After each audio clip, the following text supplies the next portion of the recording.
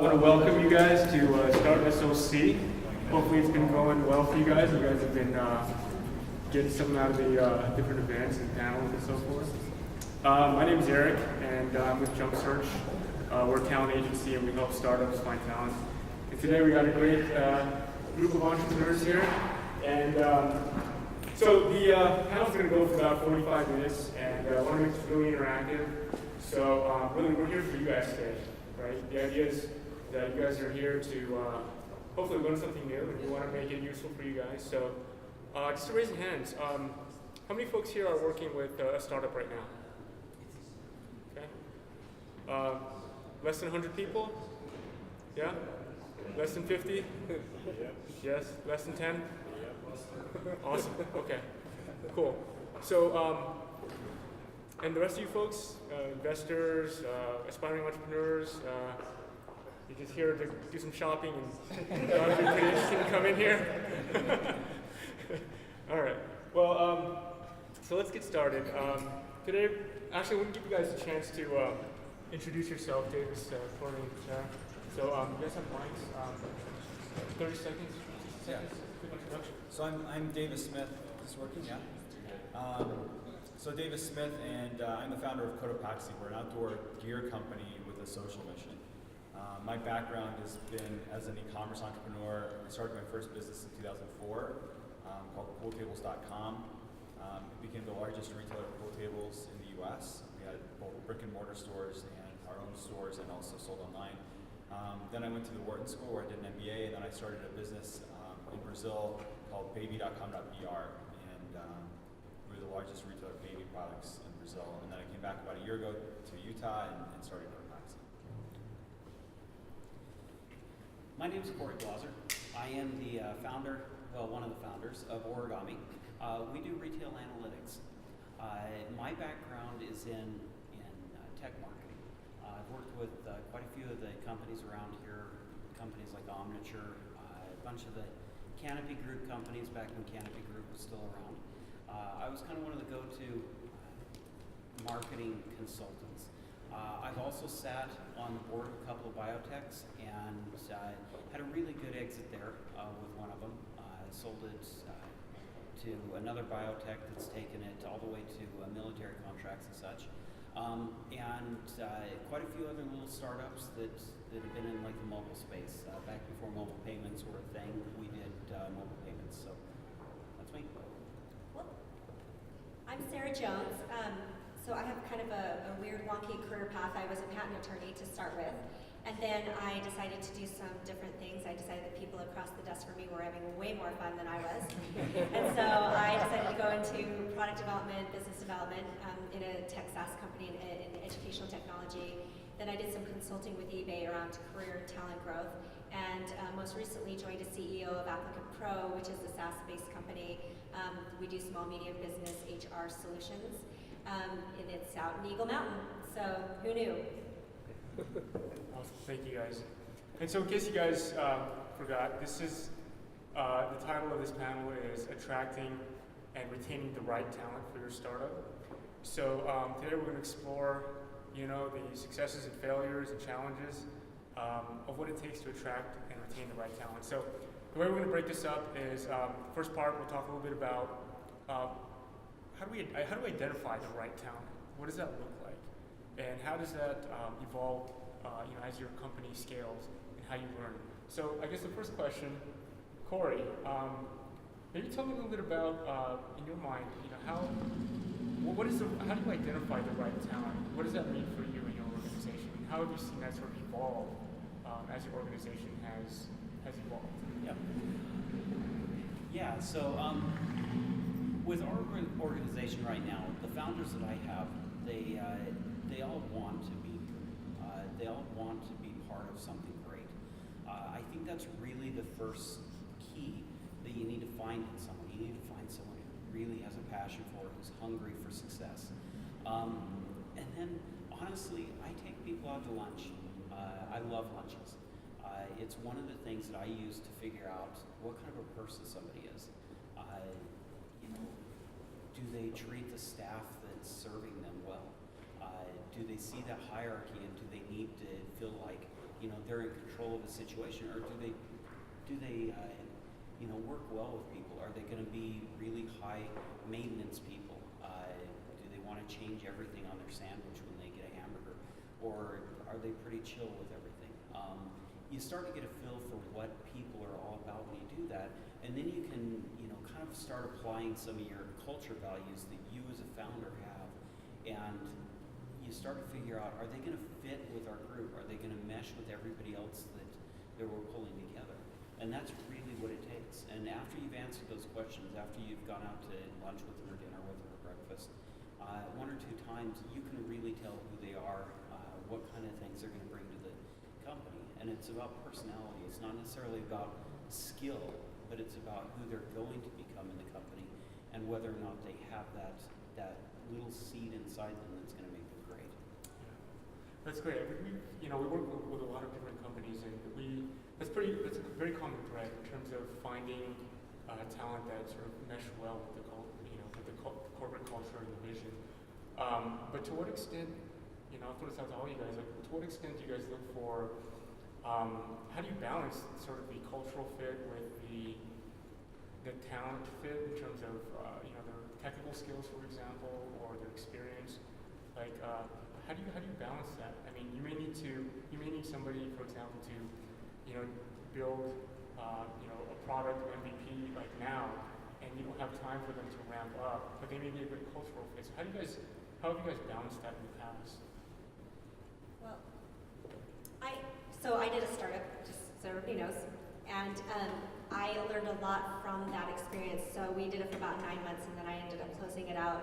And if I look back on what would I have done over again, and this is really hard because they were friends, and you always think like, I get along with my friend, or it was of somebody you actually worked with previously. So it's really, really hard to know when you are in a smaller startup. I have lots and lots of thoughts about larger companies, but let's just talk about trying to find the startup team, what's going to work. If I had to do it over again, this is what I would do. I would say, hey, let's go to startup weekend together. Let's spend 2 days just building something together and just see how we do. Like, no strings attached, no commitments, because what you end up doing is spending a lot of time. How much equity do you get? How much percentage? What's your? And I just think that's such a waste of time when you actually don't know if you really can execute together. And most startups fail because they fail to execute. So find a way to test that in a small, no-risk situation like startup weekends, or there's these hackathons all over the place. Go as a team and go try to build something together for 3 days and see how that works. That's what I would have done over again. Just, find that way to figure out if you, on the personality, the culture, and then actually working together, doing something together, if you can make something happen. See if the magic happens. That's a great point. You touched on an area that had me a little bit curious. So, what are your thoughts on getting into a business or bringing a partner on board, a potential partner that's either a friend or a family member? Some folks have very strong opinions about this. I'd love to hear it. Yeah, I can talk about this. So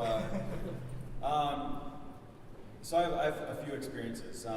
My first business, the pooltables.com business, I started with my cousin, and we worked together for 10 years. And so we built the business in Brazil together as well. And so I know what it's like to work with family. I also know what it's like to work with friends. My first hire at my first business, pooltables.com, was the best man for my wedding. And in my current business, my COO and CFO are both friends of mine from business school, so I can talk about this. So my first piece of advice is never work with family.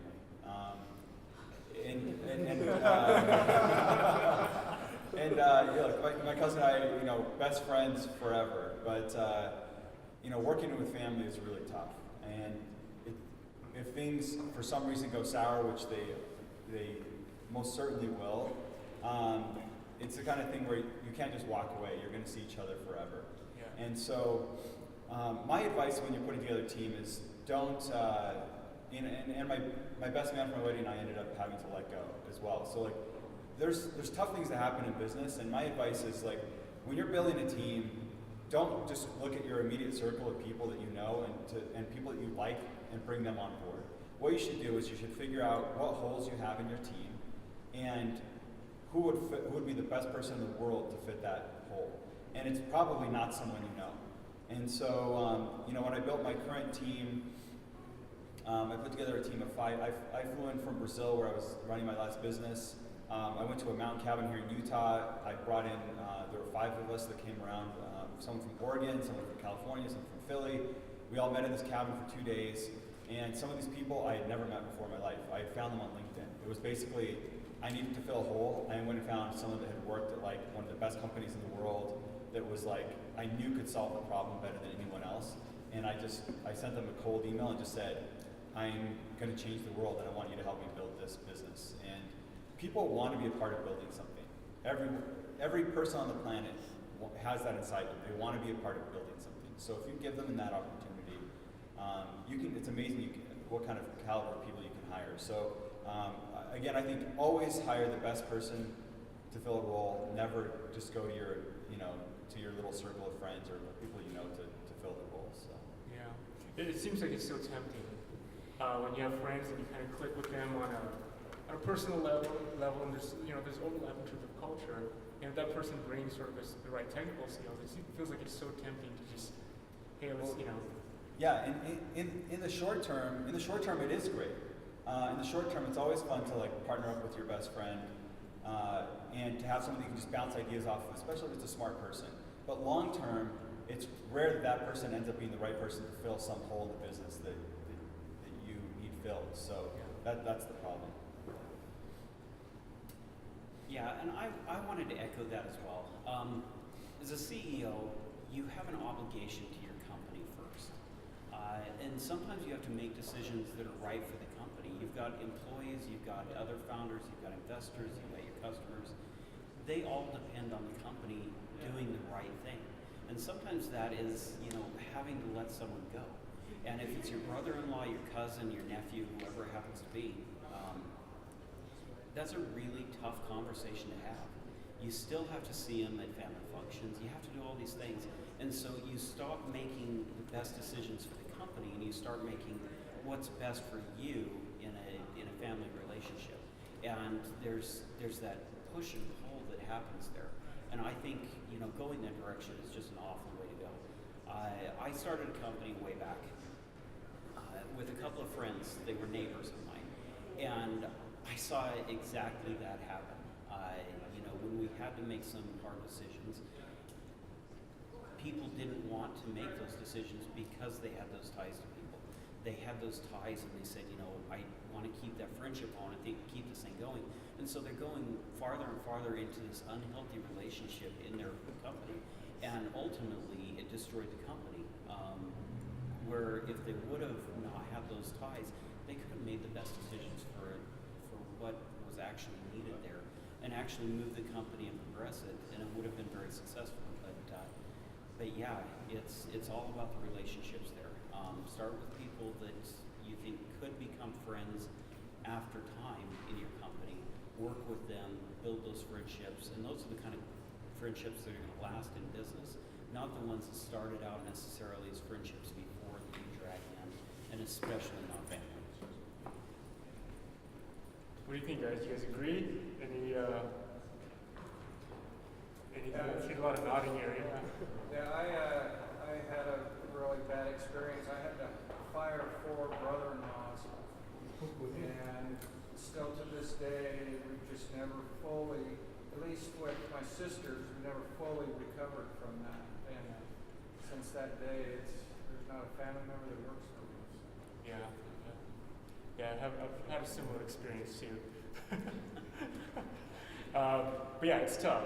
But it's very tempting when you have someone you feel sort of meshes with your culture. I can see how your capacity for decisions can get split and tainted. But on the other hand, I've seen it work in other areas. But so let's shift a little bit in terms of identifying the right type of folks to join your team. When you think about the kind of culture, I guess how conscious were you in terms of thinking about what kind of culture and what kind of organization you want to create? Did you guys write this down? And did you guys have like a sort of a list of check marks and say, this is the kind of culture I want to create? And and I'm gonna, anybody I talk to that I'm considering to come work with me, they need to fill these check boxes in terms of culture, or in terms of, I would say more for culture, but like, how have you guys approached this in the past? I'll just tell you what we do at our company, and we're way past startups, so we're more in the growth phase, but we hire underdogs, which is a term of endearment at our company. And what that means is it's the talent that you would not have necessarily immediately gone to, right? So let's take sales, for example. You're typically going to hire somebody who has a bachelor's degree or has had a long sales resume and they seem like an A-type player. And that's typically who you're going to hire because you want to be able to bet that that person's going to do the job. You'd probably be surprised to know that I have 85 to 90% women on my sales team. Many of them do not have college degrees. Many of them are mothers returning to the workforce, and we close at 60% from demo to close. And that's a very high close rate for inbound sales, if any of you guys know. But the reason how that's happened is, for the roots of the company and my founder Ryan, who started the company, he's always looked past the resume. He's always looked past what would normally be the HR litmus test for a perfect hire. And he said, wait a minute, is there a way that this person can provide value that's a win-win, that's a value exchange? I can give somebody who, wants to be able to work 35 hours a week and have the flexibility to do what they want with their kids, for example. The value exchange is they come in, they get a job better than any that they would get in the area. I give them the flexibility that they need, and they are so engaged. We have very little turnover at my company. Now I'm going to say this too.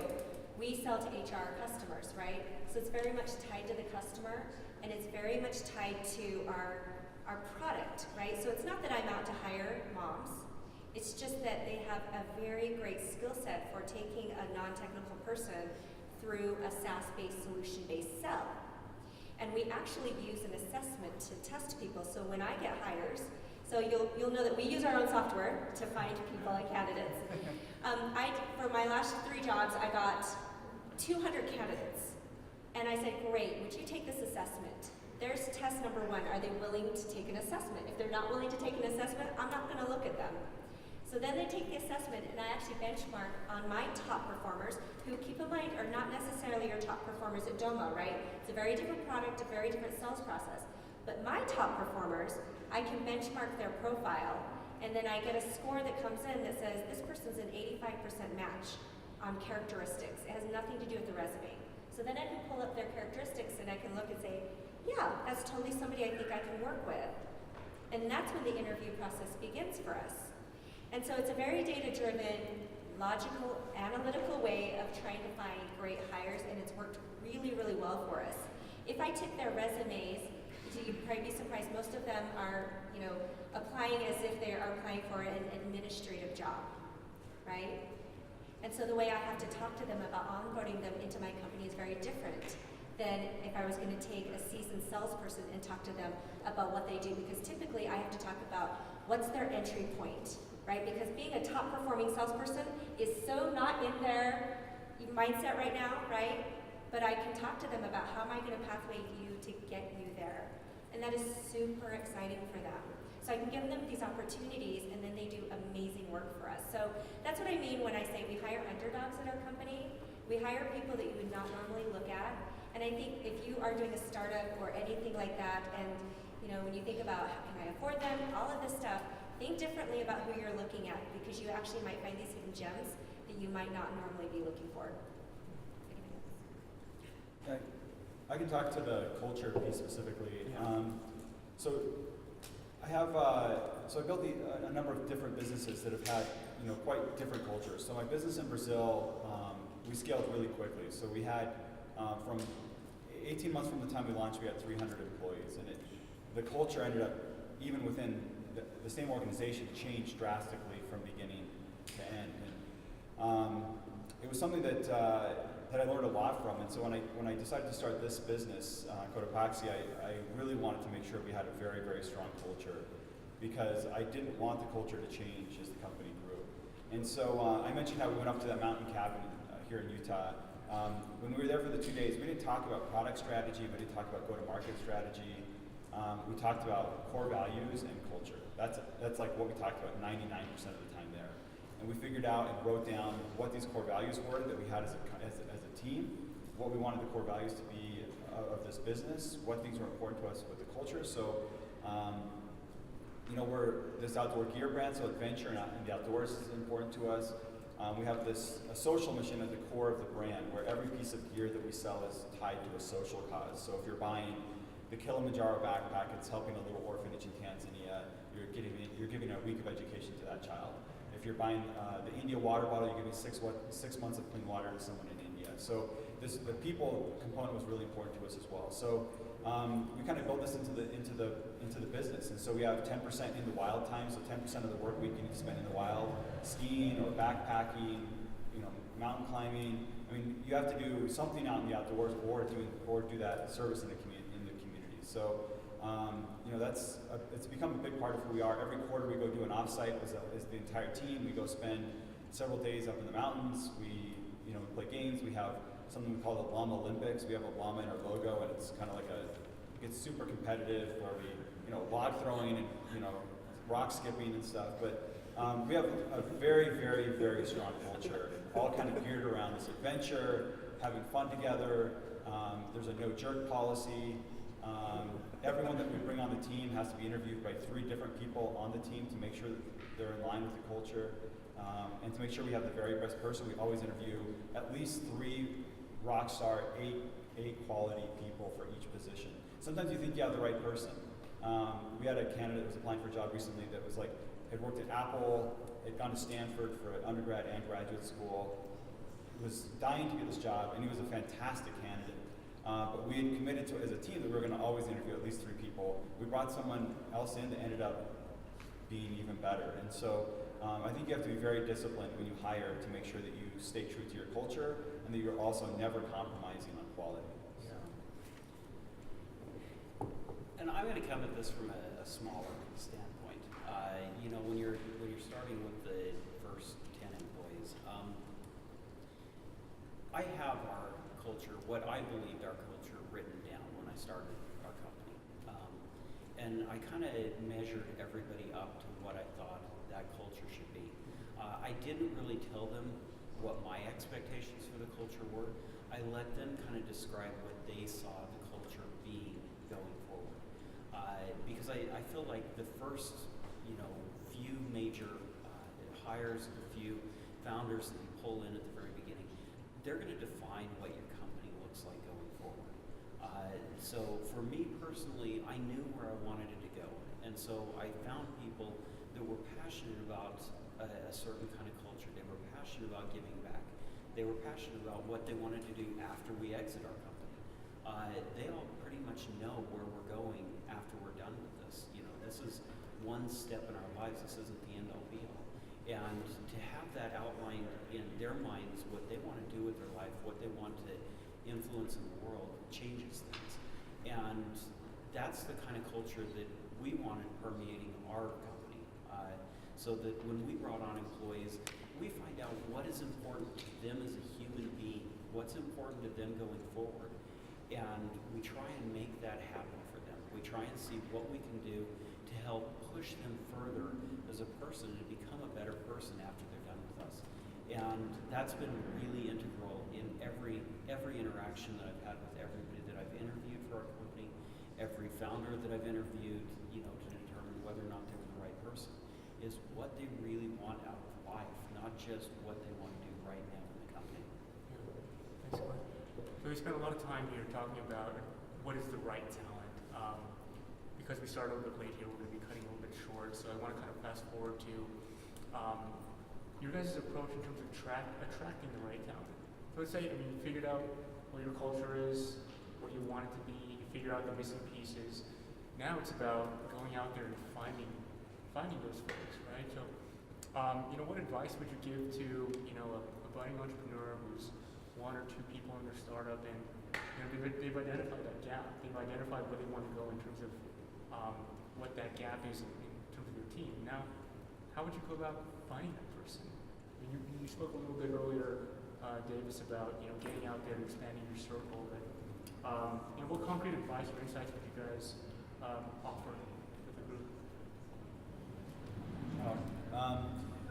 So one thing that really helped me was when I moved to Brazil to start my business there. I didn't know anybody. I'd never lived in Brazil. I didn't speak Portuguese yet. So and if I wanted to build an amazing team, I had to do it differently than I had done my last business. So what I discovered was that you can actually hire incredible people without knowing them. And before that, I kind of had this mentality where it's like, you have to kind of use your own circle of your own network, or you just like put a job posting up on monster.com and people apply.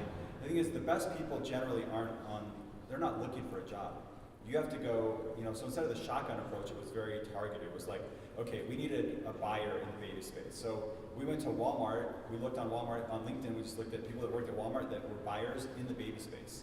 And we went and stole their buyer. We needed someone that was running logistics. We actually went to Walmart's on LinkedIn. We just looked for Walmart's logistics, director of logistics that ran all their e-commerce division. We brought over on our team. So, that this was, and I was shocked that people would actually do this. It was like, they're leaving like this massive company to join like a little startup. But so that's something that I would recommend to any young entrepreneurs.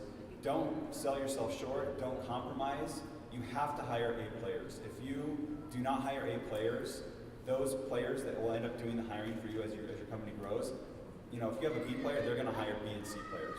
An A player will never join a team working for a B player. So you always have to hire A players. So I'm going to just tell the story about how I joined ApplicantPro, because I think that's, it's a fun story for me. I haven't gone about starting a startup and then, trying to get, well, I did. I just told you about the startup I did, but I haven't really tried to, after getting traction, trying to find and hire people. So I'm going to tell you the reverse story and what attracted me to ApplicantPro. And maybe that'll give you some insight into maybe what the other person on the other side is thinking. I think that, like you said, I wasn't looking. I've been talking to a lot of people. And I think it's really important to understand what is your value set and then to talk about it, right? And then from that, as you're talking, you're going to find people that align to that value set. I had never met my founder before. It turned out that we actually did start a weekend like a year and a half ago here. And I didn't know there was 175 people in the room, and I didn't know, a lot of people in the room, and so I never met him there. And then it turns out we were at another startup weekend together, and I never met him there. And so then we ended up just kind of talking at Boom Startup, and he talked about the unique things about his company, and it just really lit up something in my brain because of the things that I value, which is, finding talent and valuing talent where you might not necessarily see it. So he started telling me about the story about how his company finds talent. And there was just something so intriguing and compelling to me that I wanted to have the next conversation and the next. And so what he would do, I would find, is he would just go around and talk to people. And then once that alignment happened, that's when you knew that it was a really great fit. Now, I will tell you that I really jumped into this. After my startup found, I was like, that's it. I am never working with anybody that I've not worked with for a long time. And, I just had this commitment. And then I find myself jumping into this company where I had known him, I think, for 2 months, right? And I actually spent the first 2 months at the company trying to figure him out. Is he for real? Does he really believe what he believes? What is it that drives him to really believe what he believes? And then after 2 months, I finally understood how his mind worked. And then I just felt very secure, and it wasn't like I was nervous starting, but I just kind of had to spend that time really understanding where he was coming from. But what started it was him understanding his core belief system and what he believes in and what drives him, and that aligned with mine, and that was enough for me to say, yeah, I'm going to totally do this. So just some perspective from the other side, and I think it's important to be able to talk about your belief system, because that's when you're going to find the people that can align with you.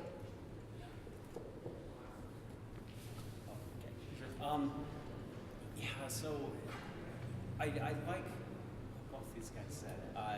Those A players, seeing it from both sides. You have to hire A players. You have to find the people who are going to be the very best in their industry. And I kind of have, and maybe this is telling of my character or whatever, but I have a really hard time hiring people who are out of work. I want to hire people who right now have a job, who can be hired anywhere. They can get a job just because of who they are because of the work that they've done in the past, and especially for a really small team.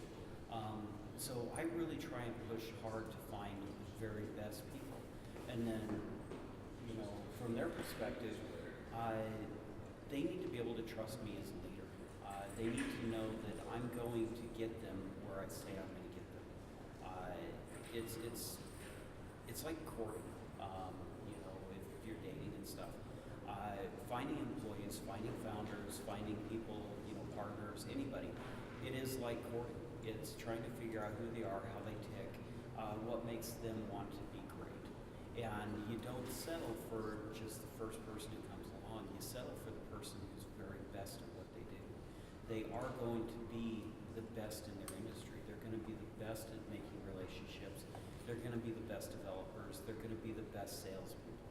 And you don't settle for anything less than that.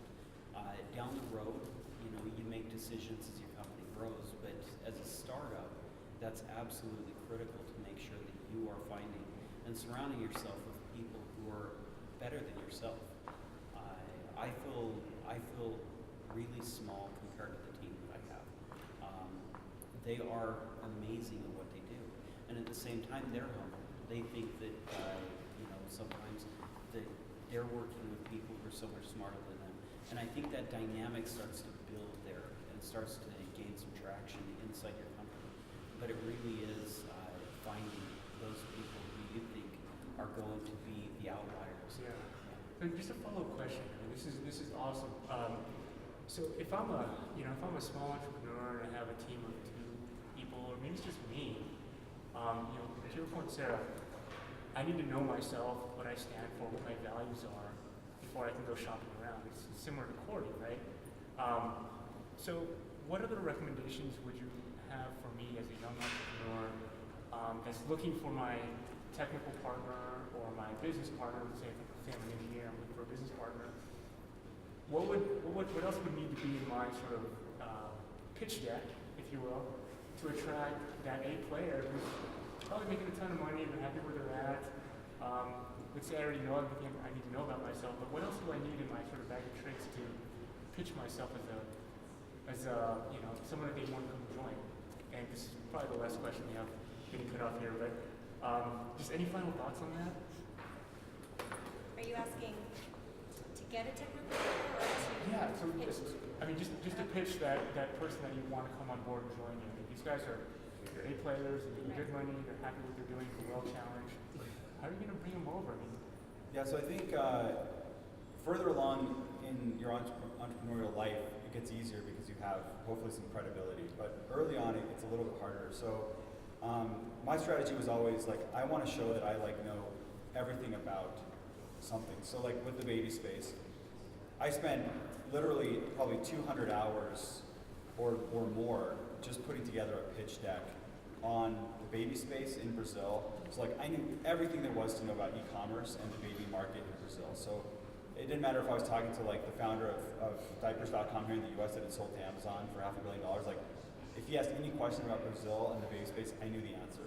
Even though I'd never even been to Brazil. It's just that I became like an understudy of this topic. And so I think one thing you need to do if you're going to try to recruit a team is you need to be an expert in your field. You need to, even if you didn't know anything about it before, you need to make sure that you've done all your homework so that people, when they talk to you, they believe that you have the expertise to go actually execute on this idea. I guess the only other thought I have about that is I'm not sure if you're getting at hiring somebody, and I completely agree, like belief in the founder that they really know what they're doing, which is why, you know, for me jumping in and working with Ryan, he had that just extensive level of knowledge of the HR industry that there was no question in mind, right, that credibility factor. But I think what I'm trying to be clear is, if you're doing a startup team, I don't know that it's necessary to hire somebody full-time or pull them away from their day job. I'm not sure that that's really what you need, and I think it's really important to figure out what you need and what's going to get you off the ground. If you are looking for a full-time tech person, then sure. But I also think that there's other ways of going about finding the tech talent and getting that expertise that you need, that you just need to kind of think of all your options. Yeah, I think that you have to have vision. And I think you have to exude that vision and confidence. I don't know that I know everything about my space. In fact, I'm pretty sure that I don't. Being an entrepreneur it's an experiment. You build a team and you build a company, and you take that team and company and you try and find a product. You try and find a product fit. You're going to pivot, a couple of times during the life of your company, the life of any startup that you're going into, and you're going to modify things here and there. But as long as you have a vision and a passion for whatever it is, people will follow you. They'll see that confidence, they'll feel that confidence, and they'll want to do something greater than what they're doing. They'll leave $150,000, $200,000 a year jobs if they believe in what you're doing, if they believe that you're the kind of person who can take them to the next level and say, we are going to win. There is no failure here. We will not fail at this. Whatever happens to be, if we have to pivot, if we have to find a new customer, if we have to find a new investor, if we have to push all these things, there's no barrier that's going to stop me from getting there. People will line up behind you. It's just the way, it's the natural way that people are. And a lot of these people who you see that are the best at what they do, they're in the position in a company, you want to pull them from where they're at to come work for you. You don't know what their drivers are. Most of them aren't in it for the money. They're in it for something greater than themselves. They want to create something. And it's surprising how many people leave really good, perceivably stable jobs to come work for a startup just because they like what you're doing and where you're going. All right. Thank you guys so much for joining the panel, and we hope that you guys have something to take away from this, and enjoy the rest of StartSLC, and see you next year.